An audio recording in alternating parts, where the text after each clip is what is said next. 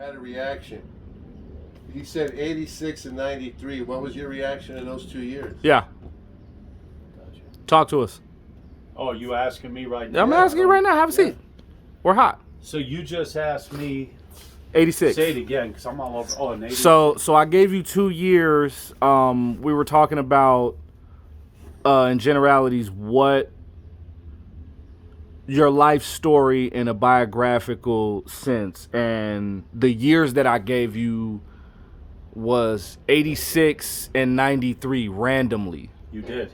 Yeah, and you had a wonderful glint in your eyes that made you recollect the good and the bad, whatever kind of memories that you had racing through your brain. Give me a little backstory on 86. Okay. I don't know whatever glint you thought you might have saw Jamal in my eye. Mm-hmm. There was no good and bad. It was all bad. Mm-hmm. The irony that you just picked out of the sky 2 different years randomly, 1986 and 1993. Absolutely. That immediately brought me to, in 1986, I don't remember exactly how old that I was, early to mid 20s. Jamal, I was actually in the joint at that time for my first real state bid for helping some individuals collect some money. And back in the day, there wasn't a law in the books for that, so it went down as a robbery. And I was serving a nickel in the state joint, as I said.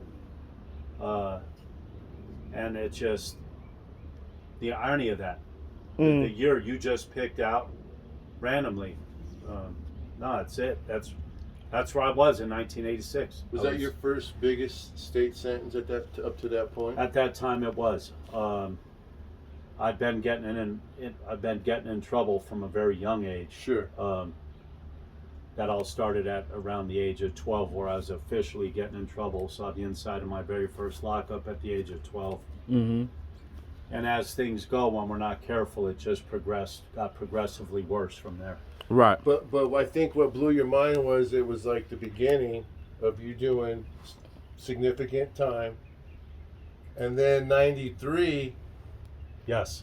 What contrasting that with a nickel to Got that. So Okay.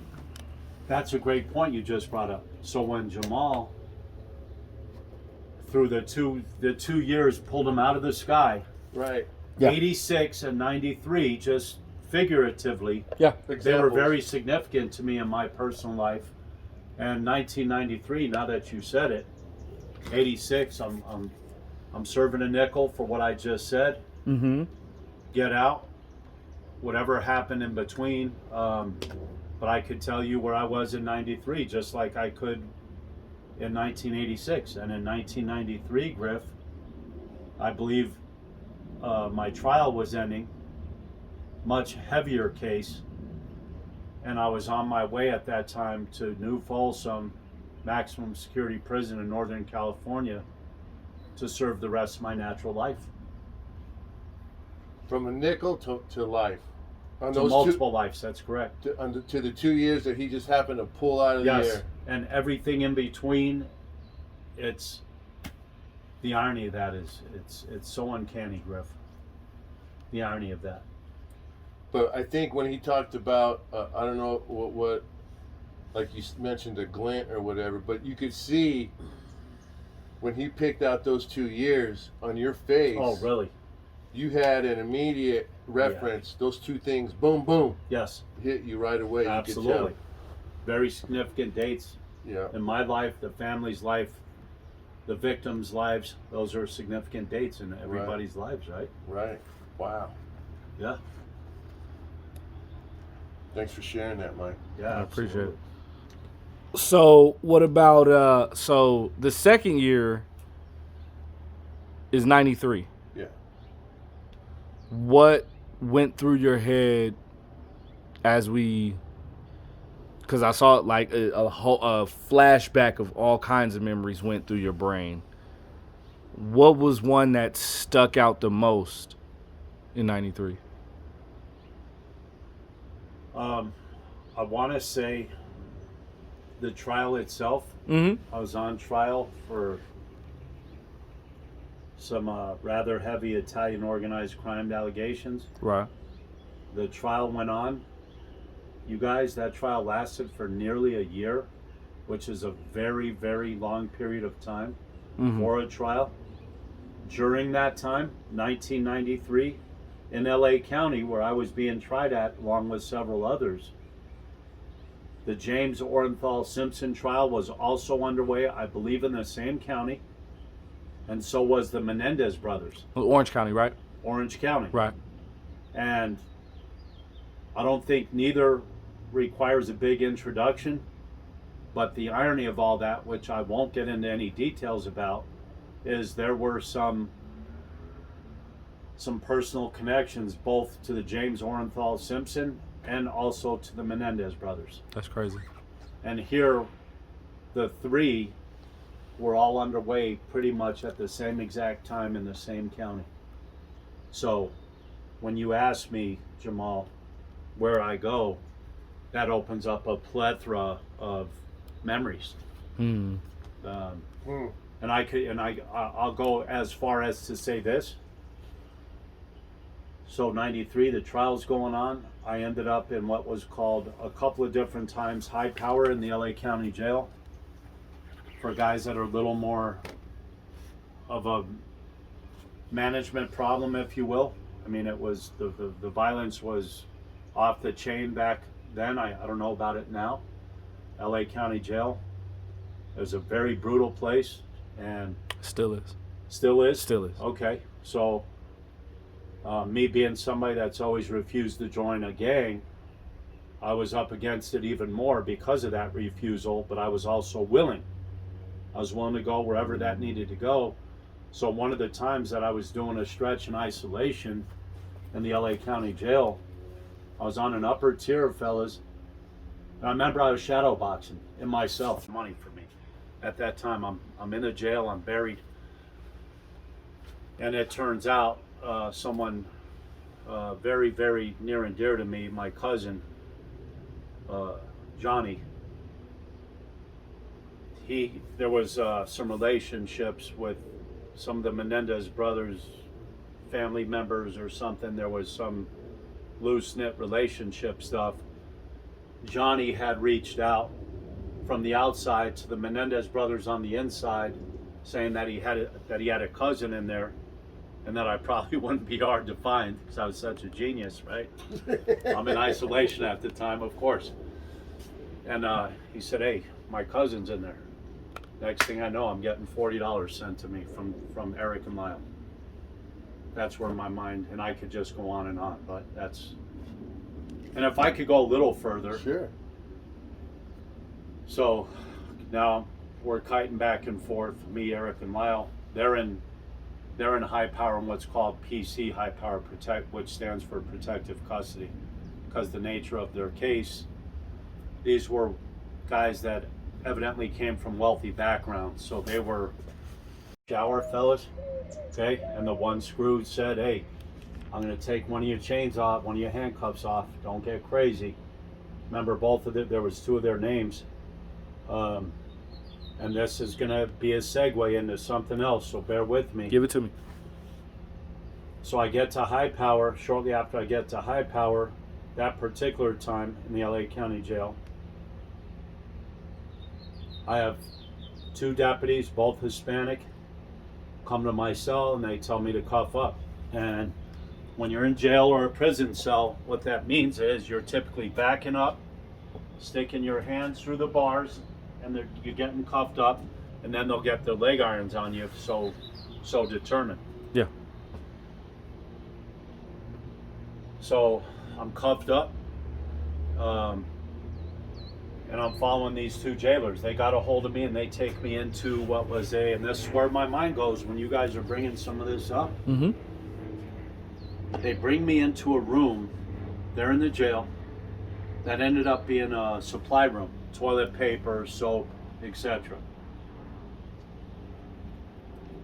So they take me in this supply room. It's a very small room, very tight, claustrophobic.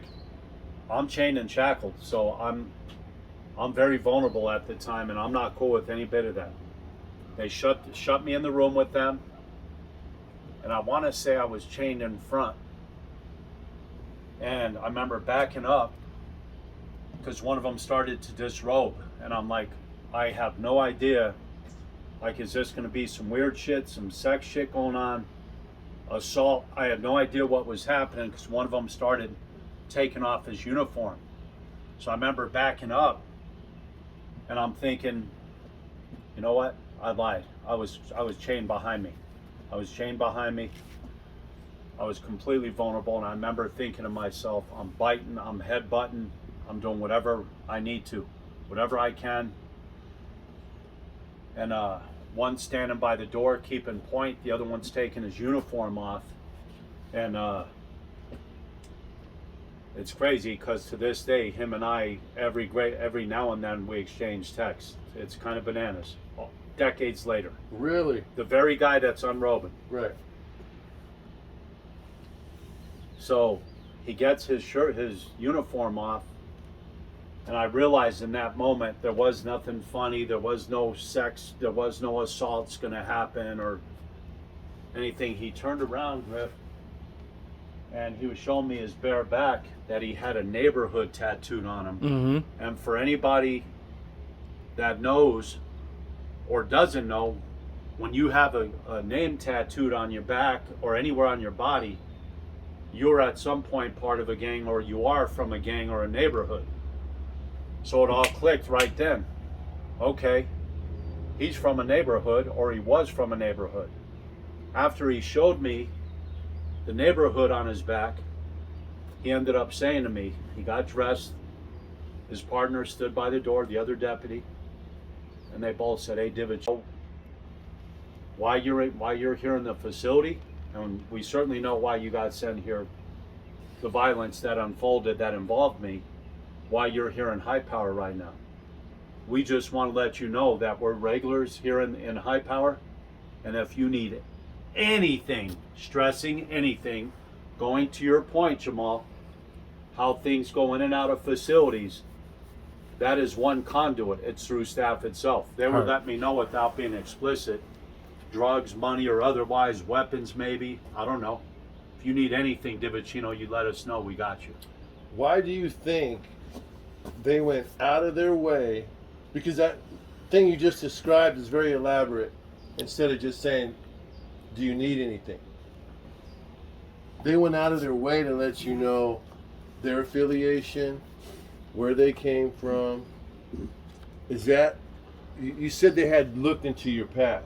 Yes. They knew your stuff. Yes. What was it about your past that endeared them in a way to you to say, hey man, we got your back? Okay, I could only surmise. Okay. Okay. Them both being Latinos, from LA, from a hood. I was in there for allegations of Italian organized crime. Okay. And I was constantly fighting in the jail. We're not talking about just little bit bop, little Right. weapons and otherwise. We're always involved with most guys in there because it's predominantly gang members, guys from hoods. Sure. And I was constantly fighting in and out of the hole. And there was something in that drew them to me. That So your level of violence, the way you handled your business, because what I was wondering, and I was waiting for you to possibly refer to this, was because you didn't rat, you didn't turn. I'm sure that You was didn't. yeah. I would imagine I never really sat back and analyzed it, Right. but it was that whole thing of them, like I said, them coming from a neighborhood themselves. They knew you Yes, before they knew you. there you go. Well put. I can only surmise, right? I mean, because that's coming out pretty point blank. Bold. Yeah. I mean, they're letting you know. Yes. They already knew you weren't going to rat them out. And check. Watch this. Here we go, right? Here we go. Right. So I wasn't catching a Greyhound the next day, however long it was. Time frames they blended so long ago. So at some point after that, I'm coming back from court. Could have been weeks or months. I'd be lying to you. Could have been weeks or months. I'm coming back from court, another arduous day in court, and but I was young then, and whatever went along with that, whatever goes with that. And coming back from court, I'm back from LA County Courthouse back in the LA County Jail, which is a behemoth of a system. That system is a monstrosity. It's huge. It's enormous. I don't know how many thousands of inmates are in there, etc. What I've heard is LA County has 10,000 inmates in it. That sounds right. And that's the same amount the state of Nevada has In the whole Department of Corrections. Yeah, in the whole state. And that sounds right to me. For whatever reason, that resonates. 10,000. Right? So every gang, creed, color, you name it, it was there. Right.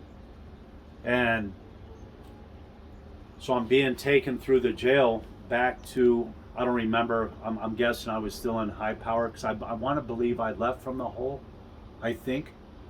Unimportant. Fellas, look it.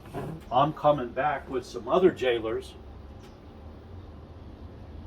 and whatever floor I hit, I see my guys, the two I just described, they're in handcuffs. I'm just coming back from court. I'm seeing my two guys, and they were the guys that used to feed me, bring our supplies. They took care of isolation. They were good with everybody, pretty much. So I take this whole scene in, that they're surrounded by their own other deputies, colleagues of theirs. They're both in cuffs. I'm like, okay, interesting. And I get back to, I was in isolation. I get back to my isolation cell, and I find out later they had brought a pizza in. Okay? A lot of their colleagues being fellow, that's not. Or they're just loyal to their neighborhood. Could be that. It's not for me to say, but Right. that's one way, Jamal. I know that's a long road around the question, but there's your answer, in part. Right on. You know, you had made slight references to high-profile cases that were going on the same time yours was. Yes. You did elaborate on the Menendez deal. Yeah. However, how was OJ relevant? Without getting into too much detail here, Okay. and I was a little more comfortable, like with the Menendez brothers, because actually I was exchanging letters with them for a while when I got sent up, and they ended up in saying you guys. I think you guys, Eric and Mile, ended up in Tehachapi, and I ended up in Folsom, and then wherever else. But with the O.J. Simpson case that was raging at the same time that our case was going on, Al Cowlings, we used to call him AC, or he's otherwise known as AC, who was wrapped up, whatever his relationship with OJ and all that. Well, AC ended up being a friend of a lot of ours, meaning the Italians. AC was good with a lot of us. I loved AC. He was a good, he was solid. They portrayed him as a solid, good dude. So I had a rapport with AC, as did many of us, and that was the link, if you will, to that Right on. situation. Now, did you think it was odd or ironic that OJ would end up coming to Nevada like you did? And did you ever cross paths with him? I did not. Like I said, Okay. Al So after Collins, that, AC was the main thing. AC was as close as it got there. Okay. Thankfully. Right. Actually. Right. AC. Yeah. And he was solid. Okay.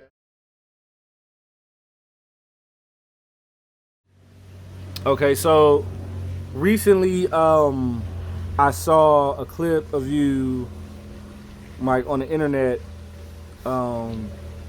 I saw you were able to get your first day home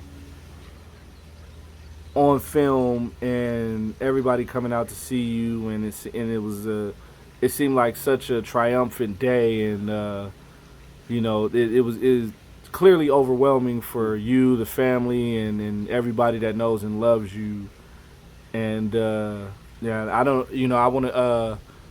We'll take a look at it, and I want you to give me all the thoughts that were going through your head of from your past and your future to come since that day. So, we just took a look at the clip, and you had to relive that, and I'm pretty sure you relive it every day because, you've been out how long? It's 23, since 19, right? Yes. All 4 years, give or take. You're like a kid in a candy store every day. Yes. What went through your mind when you pulled up and saw everyone and you got out of that van? Honestly, it's what I'm feeling now from watching the video. That's got me wrapped tight because I didn't remember a whole lot from that moment. I was so overwhelmed is an understatement. The anticipation. Yes, not proud of this because a lot of that's been part of my problem throughout my life. There wasn't a lot of fear within me. That's a problem. Yeah, that day and leading up to that day, I could say I was terrified. I was scared to death to get out of prison, not to stay in. Scared to death. How upside down is that? Probably completely upside down. Yeah. But that was my reality, and I can't speak for other old timers. And yet, several of us have spoken about that very thing. Same thing. Scared to get out. Anxious, sure, to leave that environment, finally make it out. But to not have any clue whatsoever just how radically the world had changed during the years and for some of the decades that you're locked in a cage and removed from society, it's terrifying. No other word. When you were hoping to get out, did that fear, did you ever see that coming? Did not. That's a great question, Griff. Did not. Get me out of here. That was it. And then careful gotta what you get out. ask for. Just got to make it out. Got to get out of here. This is horrible. Hate this. This is not living. Right. And everything in between. All that. Did not anticipate that much of The anxiety, apprehension. all that, to be so overwhelmed, so scared, so apprehensive, so unsure. Using your term is absolutely appropriate. Just everything was upside down, believe it or not, that day. Not right side up. Right. It was all completely upside down. I was standing on my head in a circus. Not all the years I was away, but the day that I came home, and however long afterwards. And here are people happy to see you. They expect you to just be embracing everything, and your mind's going 100 miles an hour. You're trying to process all this stuff. Mm-hmm. People are screaming and yelling. Yes. They're happy. They're hugging. They're crying. And you're standing there going, oh my God. Yes, scared to death. I wanted to run right back into the prison. I wanted to run right back into the very place that I and so many fought so long to get me out of. And to the point, like, I'm very knotted up right now. Just watching that again, us talking about it, me reliving it. It's not that they were all, as you could see, just skipping through the park. No, they were so their own app. I don't know, you'd have to ask them, but Right. no, they weren't skipping through the park singing Kumbaya. They were Right. They were going through their own extreme amount of emotions, etc. I was so scared of getting out. Okay, so you were saying like you wanted to run back. You wanted to run back inside. Like the overwhelm was it was too much. Yes, I'm ashamed to admit that because I feel badly for all those that fought so long for me to get me out, to get me home, as long as I fought to try to make it out of there. Yeah, that's my complete entire and unadulterated truth, I wanted to run right back into the prison that day. It's crazy, right? To the degree that the morning I was being released from Chino State Prison, and by the way, I got released from Chino because that's where I was originally arrested. I had been tipped off nearly 30 years earlier that different agencies were looking for me. I went on the run. I was back east. I was here in Vegas. I was in California. Well, I got arrested in California. So I spent my first decade in the California max system.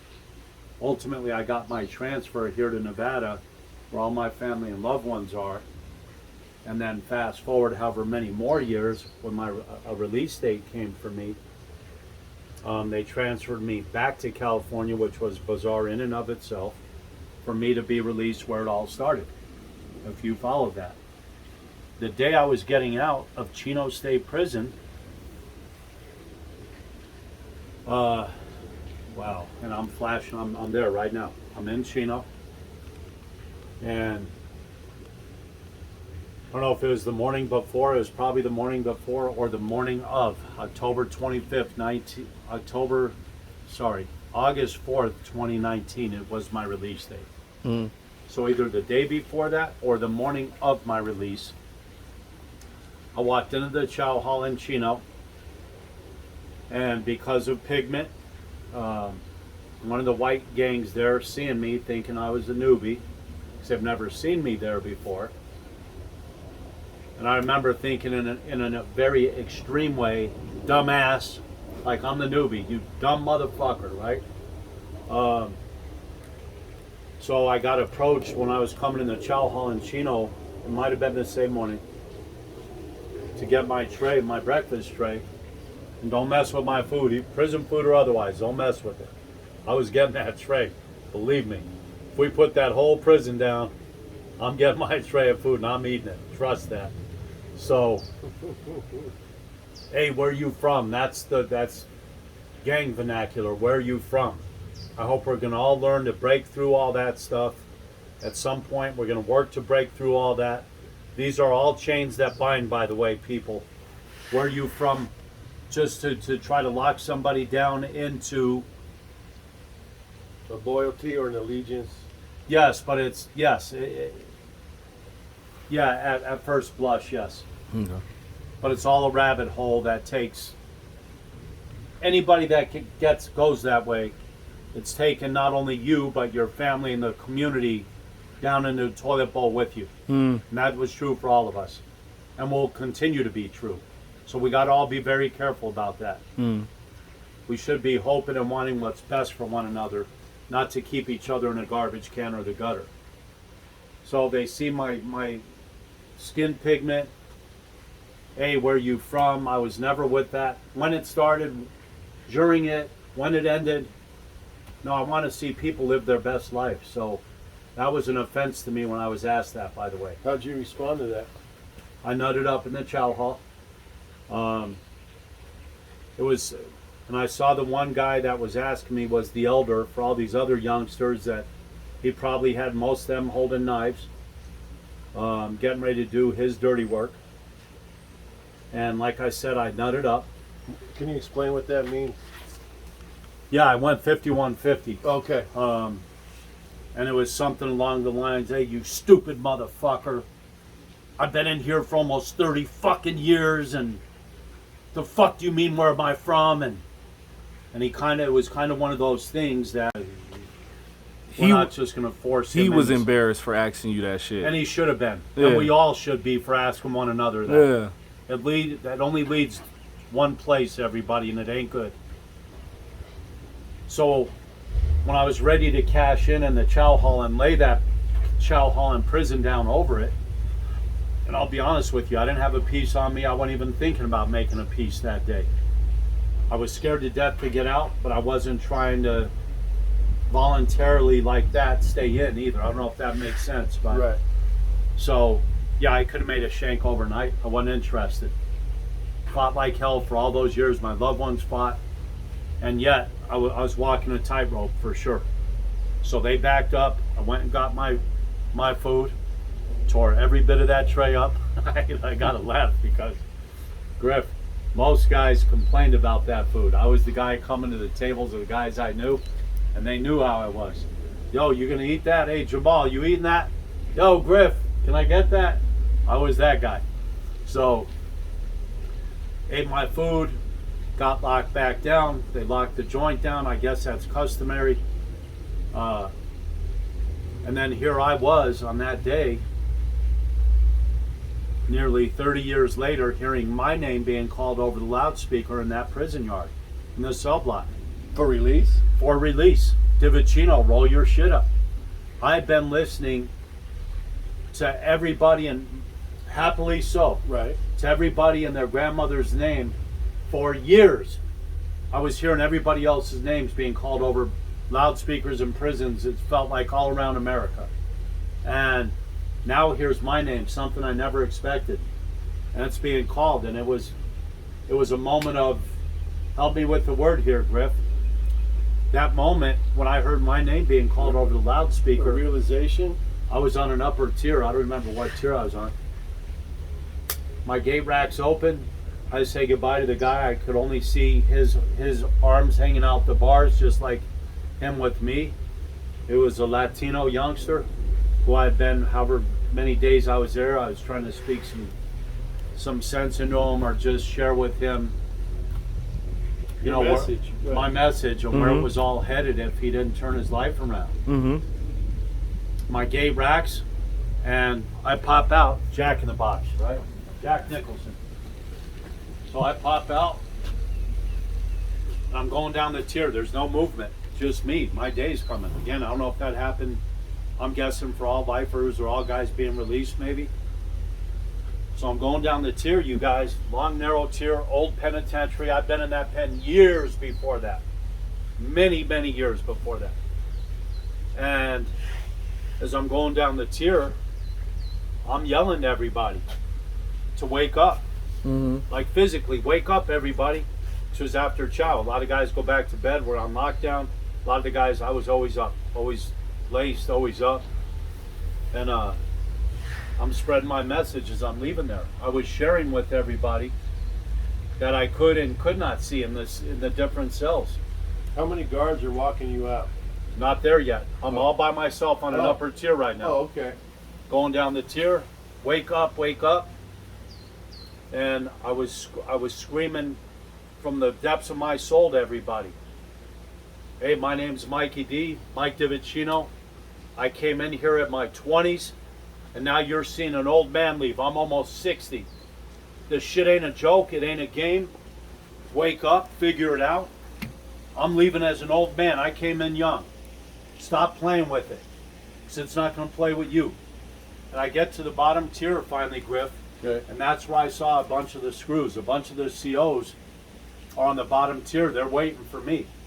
And they're in their flat jackets and all that, because those places are they're very violent. It's to shield off the shanks and the steel coming at them. No one's removed from that, whether you're a prison guard or otherwise, or an inmate or a convict. Anybody's got that still coming at them, it's coming regardless, uniform or not.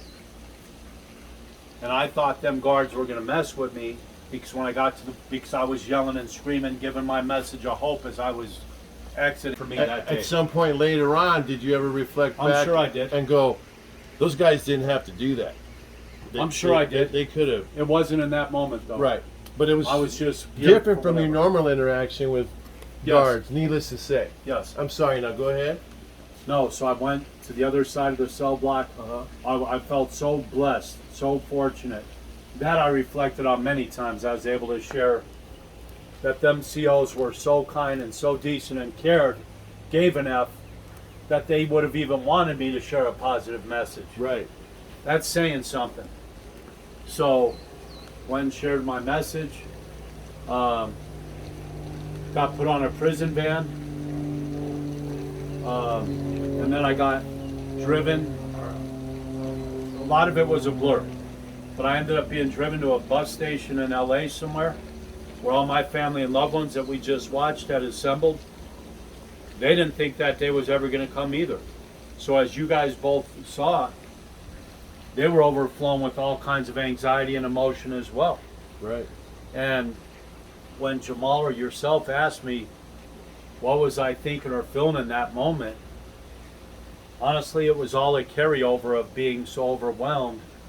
It was all kind of it was a blur. When I stepped off the prison van, reflecting on the video as I've watched numerous times, and I get choked up every time I watch it, I came off the van like I was still in shackles, and I wasn't. Mentally, from all the years of being in the physical chains and shackles, in my brain and in my being, I was still shackled. No, I was being set free that day. But it didn't, none of that registered. It's crazy. There's something I've been wanting to ask you since we started this conversation. Looking back at the level of anxiety and downright fear, that how you characterize it was being scared. I was. And you're not used to that. Terrified. I was terrified. Is there anything that could have been done pre-release to help? I mean, they have street readiness programs and all kinds of stuff, but that's small potatoes compared to when it's actually happening. Yes. For not a 5 to 10 year stint. You're talking decades, multiple decades. Do you think there's anything that can be done to alleviate some of that fear for long timers when they get out? That's a powerful question, Griff. Or is it just something you got to go through? That's a powerful question. And my immediate reaction to that internally Right. was, yeah, stop sending people to prison for decades. Stop locking people away for decades of their lives. Yes, the punitive system needs to be in place. Yes, there needs to be consequences for our poor choices. I'm all about that today. I'm all about that. Took me a minute when I was getting locked up in my youth. Mm-hmm. I was MNF-ing everybody else. Nothing was my fault, or I didn't take accountability, but if he didn't do this or he didn't do that, everything was everybody else's fault, right? Okay. The poor me game, the blame game. This guy that snitched on me, it's his fault I'm here. Absolutely. I motherfucked Ralphie for actually, I did for a handful of years, but after a short number of years of me being locked away, surprisingly, I stopped motherfucking Ralphie because I had that awakening. I had the epiphany. If I wasn't living wrong from such a young age, he couldn't have done what he did to me. I put myself in the lion's throat. He couldn't have done that to me. Did I like what he did? Absolutely not. Did I struggle? Have I struggled at different? Yes. However, where retribution's concerned, my old school way of thinking. Right. But no, if I wasn't living the way I was living, then Ralphie couldn't have hurt me. So, yeah, that blame game stopped for me way back, and actually early on into my bid, it stopped because I started taking accountability. Impact of the only way I can describe it is like a 2x4, cracking somebody over the head with a 2x4, that where it gets your attention whether you want it to or not. And when you got off that van, all these unfamiliar feelings came up. And not only do you have to deal with those, but now you have to deal with those in some kind of jacked up, set up halfway house where you're dealing with not the most nurturing, understanding individuals who might even like to see you mess up because they're on their way in. Sure. And so it's an almost unimaginable set of circumstances given your emotional state and where you have to live. How did you even begin to handle that? It's bananas you brought that up, because me and one of my sisters just yesterday, me and Kiki D were speaking, and whatever brought it up, Griff, my Sorella, she ended up saying to me, you struggled greatly in that long-term or halfway house. She said, you didn't know it. Again, this is my sister telling me yesterday. She said, you didn't know it because I didn't want you to get mad at me. She said, I was calling that halfway house on a regular basis, Jamal. She was calling there, checking on her brother. So we've always been like this from a young age, from a very young age. And she said whenever I would call, one of the girls that she was good with, that one of my prison nephews, Reg, has married, that worked in that halfway house. Really? Yeah, beautiful couple. They just had a baby. God bless you too, Reggie, Aisha. God bless you both. Aisha would always say, tell my sister, your brother's been walking through the streets of LA again all day, from morning to night. I would walk through the streets of LA. I was catching buses through the streets of LA. Mm-hmm. Someone sent me a bike for me to be able to ride, my brother Andy. I was gone from morning to night because I was scared to death of blowing it in the Right. halfway house. Right. Scared to death, man, of now blowing it in there, Right. because like myself, all the guys that were in there had done significant amounts of time. So the whole prison mentality is now in this halfway house. Oh, I want to get away from that. I never cared for that. I never wanted to be around that. I didn't engage in that stuff. It's the whole prison mentality, you know. I was living under that roof. Now that I was out, I'm still chained, kind of. And it goes to your point. It's So you removed yourself from that setting. daily. Because I remember when Lavanya and I went down to see you, I was so proud of myself because I map quested the address to the halfway house and found it. I'm like, hey, bro, we're here. And you're like, I'm not. Really? Go down. We had to go drive to a park to meet you Really? because remember this. you said, I'm not there. I don't hang out there. Excuse me. So when we went to the park, and I'm sure it'll be on a video somewhere because you got me walking up to Yes, you. it's on video. And I just remember you being so moved to get out of there that you're like, I don't hang out there. I'll go hang out anywhere, a park, a nice open place. And I'm sure even that had to blow your mind after being, even if you're on the yard. And otherwise. And one of the numerous videos, because I don't know Jamal, do you know the name of the term, people when they document something, video, is it a videographer? Yeah. A video, so I video, Ogrified. whatever the hell the word is. I have videoed all my challenges, all my triumphs, everything from A to Z. Documented. It's all I've content. closely documented Mm-hmm. my whole journey from the day I got out, Yeah. to include, to answer your question, my very first time and day, Jamal, in grass, where I sat down under a tree, Mm.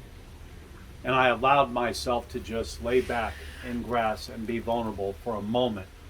I have that I know that feeling. on my phone. I don't know that you do. I don't want to. Not that feeling. Sorry. I don't want to The question grass. that. Feeling the grass. I know. I didn't Not mean to the challenge feeling that. you felt. Yeah, I didn't mean to challenge 100. that. No, but 100%. There was a lot poured in that, a lot that went into that moment and led up to, and to this very day, I go and commune regularly in parks. Mm-hmm. Gonna sound crazy. I'm fine with that. With the trees, with crickets, with birds. To this day, that communication seems to be a lot easier for me at times than trying to communicate with other human beings. Mm. Really, like the birds, the crickets, you name it. I'm not gonna I love lie my to you. parks. I forgot that that's where we first saw each other again. Right. And Right. And what's interesting is that when you reference those experiences, yes, those are some of the same videos that people watching are going to be able to share with you, those moments. What do you mean? Because you've documented oh them, yeah. You know what I mean? Right. You're talking about it now and people could be like, oh, well, that's interesting. Well, However, you're going to be able to see the video I of have him it. doing that. I have it. And gauge, just look at you experiencing that. The gratitude. Forgive me for cutting. yeah, you off. no. Total gratitude, Griff. the gratitude for the so-called small things. Mm-hmm. Truly, me sitting in that grass and then laying in that grass under a tree, Griff. To this day, I feel the exact same thing about that than I did almost 4 years ago. Still so grateful for these things out here that I feel so many unfortunately take for granted. And there probably is a process where the novelty of being free wears off for some individuals, Or some. and then might lead to their demise. Correct. Eventually. Correct. So that for you, a key piece of maintaining your positive behavior and helping people comes from a basic appreciation. You don't, I heard you say you don't take it for granted. Do not. So there's an appreciativeness or level of appreciation that almost won't allow you to Agreed. act a fool or Agreed. whatever else, behave poorly. Yes. So I see you had a pair of gloves on your neck there. Yeah. Yeah, the big set. Yeah. So it's like did you box when you were inside, or?